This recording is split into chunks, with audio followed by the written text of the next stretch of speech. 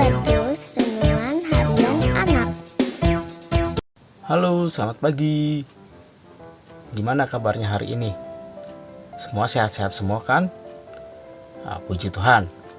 Mari, sebelum kita akan memulai aktivitas kita pada hari ini, kita akan belajar firman Tuhan kembali melalui acara Habatus Renungan Harian Anak, Hidupku bagi Kristus. Mari, sebelum kita akan mendengarkan firman Tuhan, kita akan berdoa terlebih dahulu. Bapa dalam surga, kami mengucap syukur buat pagi yang indah ini.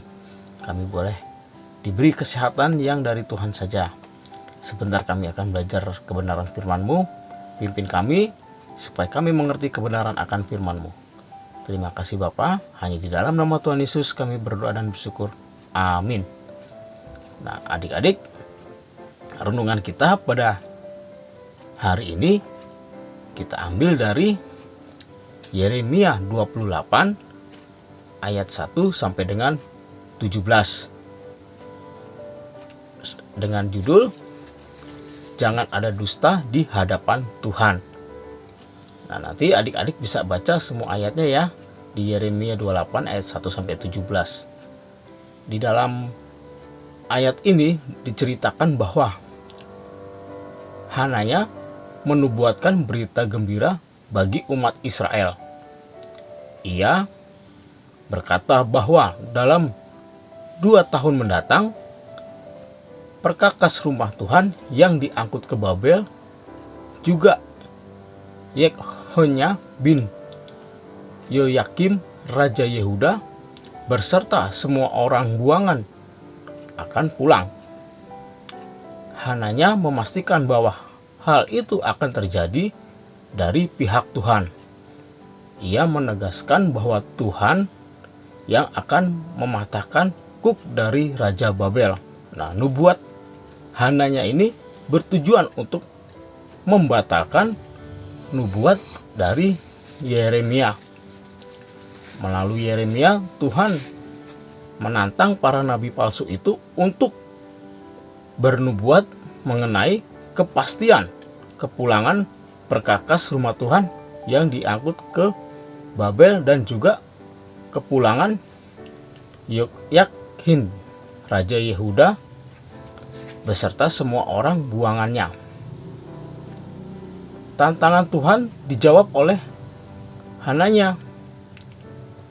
Dia tidak hanya bernubuat, ia malah berani melakukan tindakan untuk menunjukkan kepastian nubuatannya.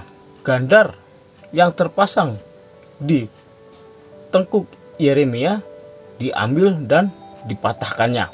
Setelah itu, ia bernubuat bahwa dalam 2 tahun mendatang akan ada kebebasan dari Raja Babel karena Tuhan telah mematahkan kuk Nebukadnezar. Namun nubuat Hananya hanya sebatas kebohongan saja atau sebatas untuk menyenangkan saja. Semuanya itu ternyata palsu belaka. Nyatanya Hananya mati pada tahun itu juga dan nubuat palsunya tidak terbukti.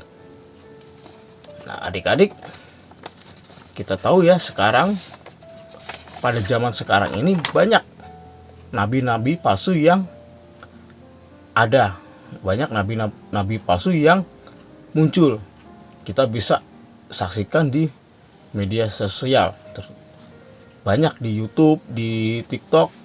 Mereka seringkali bernubuat tentang kedatangan Tuhan.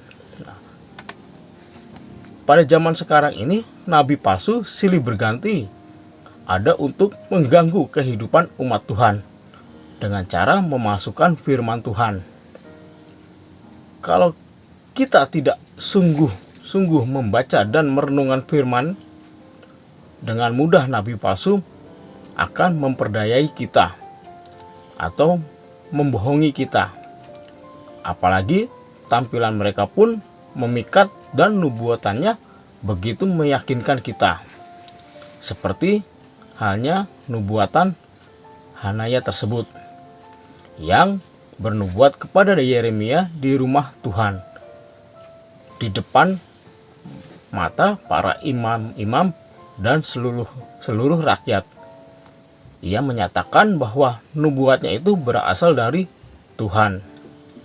Nah, seringkali kita menjadi hananya dengan menggunakan istilah kehendak Allah atau demi Tuhan untuk ambisi atau keinginan kita. Baiklah, adik-adik semua, mulai dari sekarang ini kita berhenti melakukan hal tersebut. Berhentilah menggunakan nama Tuhan untuk menutupi ambisi kita, untuk menutupi segala keinginan kita, atau hal-hal yang tidak baik. Jangan sampai Tuhan menghukum kita seperti hananya karena kita menggunakan nama Tuhan dengan sembarangan. Amin. Mari kita berdoa. Terima kasih Bapa atas firman Tuhan yang Kau berikan pada hari ini. Biarlah firman ini Tuhan menjadi kekuatan iman bagi kami semua untuk menghadapi setiap perjalanan hidup kami. Berkati adik-adik semua Tuhan yang akan memulai aktivitasnya hari ini. Kiranya tangan Tuhan menyertai mereka semua. Terima kasih Bapa. Hanya di dalam nama Tuhan Yesus kami berdoa dan bersyukur. Amin. Selamat pagi. Sampai berjumpa kembali di Habatus lain waktu. Tuhan Yesus memberkati.